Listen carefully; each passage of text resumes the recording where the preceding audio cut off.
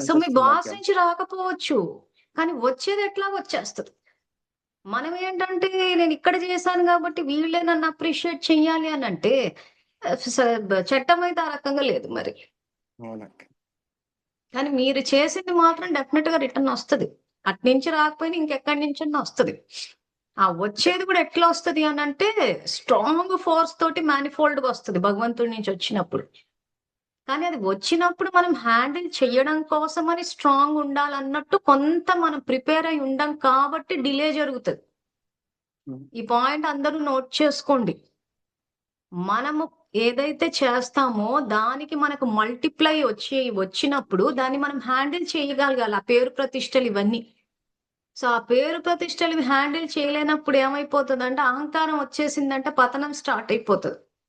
So, కాబట్టి మనం భగవంతుని మార్గంలో చేస్తూ పోవాలి. చేస్తూ పోయి మనల్ని మనం ప్రిపేర్ చేసుకోవాలి. రేపు ఆ రెస్పెక్ట్, ఆ నేమ్ అండ్ ఫేమ్ అంటే ఆ కీర్తి ప్రతిష్టలొచ్చినప్పుడు మనం స్థిరంగా ఉండేటట్టు ఆయన మనకు గైడెన్స్ ఇస్తాడు. ఆ గైడెన్స్ తీసుకోకపోవడం వల్లనే జనాలు ఏ కొంచెం పని చేసినా అహంకారం వచ్చేస్తుంది. ఇంక నా అంతటోళ్ళు లేరనుకుంటున్నారు. అక్కడి నుంచి పతనం స్టార్ట్ అయిపోతుంది. అది డిలే కాదు యాక్చువల్‌గా. ప్రిపరేషన్.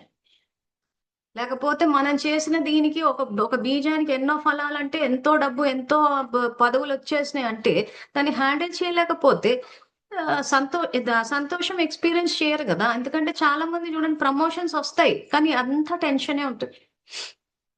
ప్రమోషనొస్తే ట్రాన్స్‌ఫర్ ఒస్తదేమో, దానివల్ల ఇంకెన్ని బాధ్యతలొస్తాయని ఎందుకు ఆ టెన్షన్ ఒస్తుందంటే ప్రిపేర్ అయ్యారు. అది. చెప్పండి. ఇంకా మంచి విషయాలు జెప్తున్నారసలు. ఏమంటారు దాన్ని? అందరూ ఆలోచించి ఒక గైడెన్స్ మాదిరిది మీ అంటే ఎక్స్‌పీరియన్స్. ఏదో ఒక కావాలని కాదు గానీ, మన చుట్టుపక్కల ఉన్న పరిస్థితులు ఏవైతే 4, 5 పరిస్థితుల్లో నేను చిక్కుకునున్నానో వాటిల మీద అది అప్లై చేశానాక తర్వాత నుంచి నాకు చాలా తేలిక అనిపించింది. ఇన్నాళ్ళు అంటే ఇంక ముందు తెలుసుకునుంటే ఇంకా కొన్ని రైట్ చేసుకుందుం కదా! చాలా లేట్‌గా తెలిసింది అనే అనిపించిందక్క.